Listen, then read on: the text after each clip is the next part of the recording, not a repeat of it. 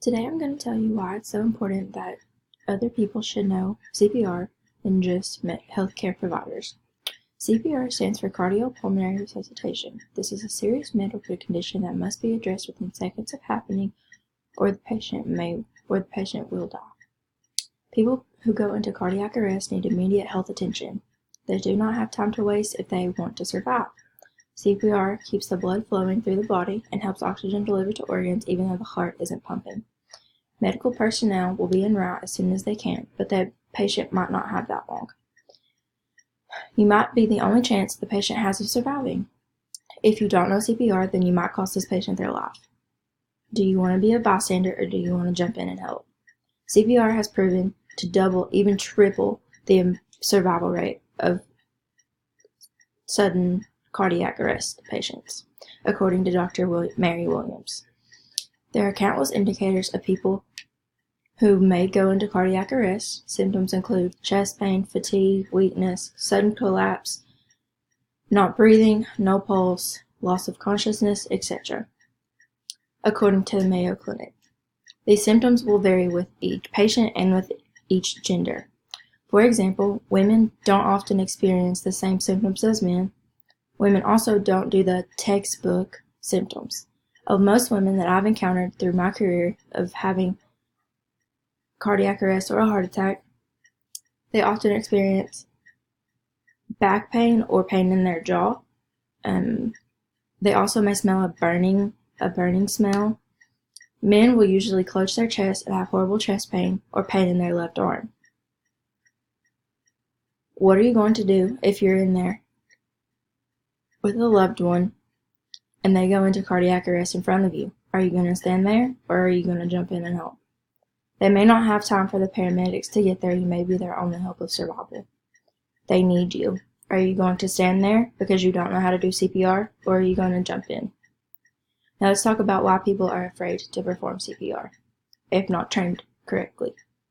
Most people who are not in the healthcare field are afraid to perform CPR for some reason. The most common fear, according to Dr. Mary Williams, is the fear of hurting the victim. Most people are afraid to hurt the victim. I completely understand that. Go ahead and dive in, though. I assure you that they won't mind a few broken ribs if you save their life. They will forever be grateful if they survive. The injuries they sustain from CPR are survivable. Broken ribs you can survive off of broken ribs. You can't survive if your heart doesn't beat. The second fear of bystanders is getting sued. I completely understand this. I wouldn't want to be sued. Most people who go into cardiac arrest will forever be grateful for you for saving their life. However, if they do so find the need to sue you, there is a good Samaritan law that will protect innocent bystanders. It will cover you, so why not go ahead and jump in? They can't sue you and win. You can just save their life and forever have that great feeling. So now what's your reason? You have a good Samaritan law covering you, and you won't hurt the victim if they survive. What's your reasoning now for not doing CPR? The law prevents you from having any excuse. This law prevents you from having any excuse not know CPR. You could save a life one day. This is the best feeling in the world. Don't you want to experience it too? There are two options for helping someone who is in cardiac arrest. One option is to be the good Samaritan and perform CPR, even if you don't know what you're doing.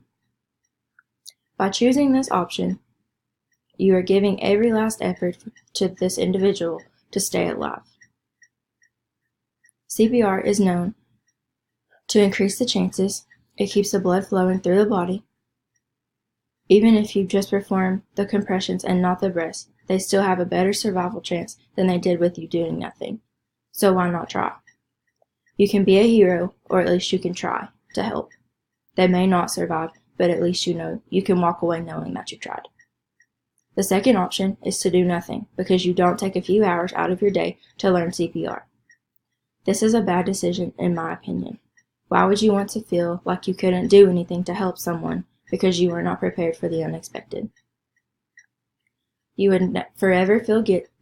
would forever feel guilty because I couldn't do anything if I didn't take a few minutes out of my day to help someone. You would forever feel guilty because you couldn't do anything to help an innocent person because you were selfish or lazy or ill-prepared. You could be the reason the person lives or dies. CPR allows blood to keep flowing, and that is vital for survival. This also could determine how bad the individual's outcome will be. They can be completely normal because you were prepared and you acted immediately. They could be impaired due to several factors. One could be that you weren't capable of helping them. According to AED.com, anyone has the capability to learn CPR, so why not go for it? You can only get smarter and gain a skill that you once did not know.